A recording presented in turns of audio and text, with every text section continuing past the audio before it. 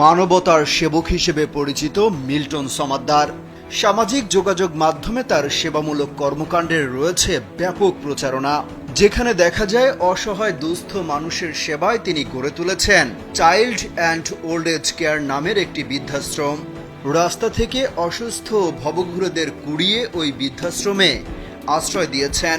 আর জনসেবামূলক এসব কর্মকাণ্ডের স্বীকৃতি হিসেবে পেয়েছেন সরকারি বেসরকারি নানা পুরস্কারও।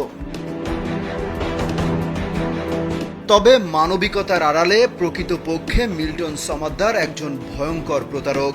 তিনি যতটুকু করেন প্রচার করেছেন তার চেয়েও কয়েক গুণ বেশি। কিন্তু যে কারো গা শিউরে উঠবে বিভৎস একটি তথ্যে।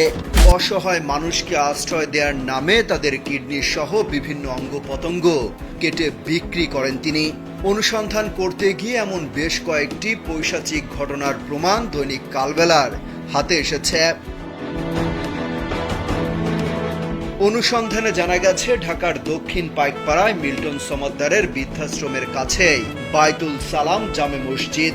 বৃদ্ধাশ্রমে মারা যাওয়া ব্যক্তিদের একসময় এই মসজিদেই বিনামূল্যে গোসল করানো হতো। তার মানবিক কাজে উদ্বুদ্ধ হয়ে মসজিদ কর্তৃপক্ষ তার এই সুবিধা দিয়েছিল।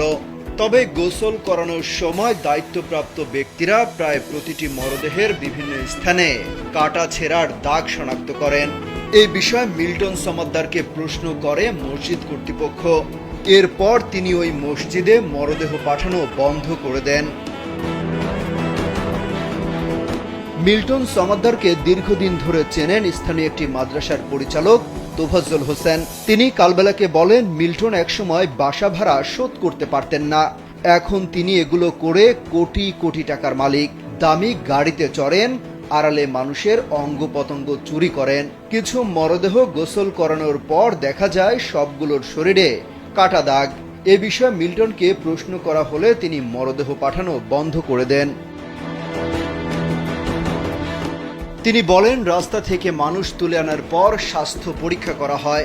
যাদের কিডনি সহ গুরুত্বপূর্ণ অঙ্গ ভালো থাকে তাদের যথাযথ চিকিৎসা করানো হয়। তাদের জন্য ভালো খাওয়া দাওয়ার ব্যবস্থাও করেন। এরপর সুস্থ হলে তাদের অঙ্গ প্রত্যঙ্গ কেটে নেওয়া হয়। সুস্থ মানুষ কিন্তু কিছুদিন পর মারা যান। তোফাজ্জল হোসেন আরো বলেন, বারেক চাচা মরদেহ গোসল করাতেন। চাচা বলেছেন, তিনি একবার ওই আশ্রমে গিয়ে এক ব্যক্তিকে সুস্থ সবল দেখে এসেছেন।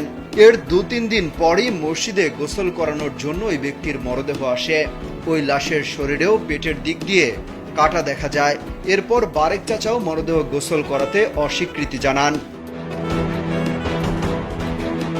চাইল্ড অ্যান্ড ওল্ড এজ কেয়ারেই কাজ করছেন নাম প্রকাশ না করার শর্তে এমন একজন বলেন, কোনো রোগী অসুস্থ হলে সরকারি হাসপাতালে নেওয়া হয় না, এখানে রেখেই চিকিৎসা করা হয়। কারণ তিনি চান না কেউ পুরোপুরি সুস্থ হোক, এটা তার ব্যবসা। ওই ব্যক্তির কথার মিল পাওয়া যায় মৃতদের ডেথ সার্টিফিকেটেও। যতজনকে দাফন করা হয়েছে তাদের প্রত্যেকের ডেথ সার্টিফিকেট দেওয়া হয়েছে চাইল্ড অ্যান্ড ওল্ড এজ কেয়ারের প্যাডে। এদিকে সার্বিক বিষয়ে জানার জন্য চাইল্ড অ্যান্ড ওল্ড এজ কেয়ারের চেয়ারম্যান মিল্টন সমাদ্দারকে ফোন করা হলে তার বিরুদ্ধে ওঠা অভিযোগের কোনো সদুত্তর দেননি।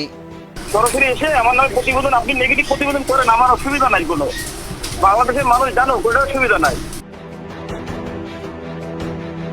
অমিত হাসান রবিন, কালবেলা।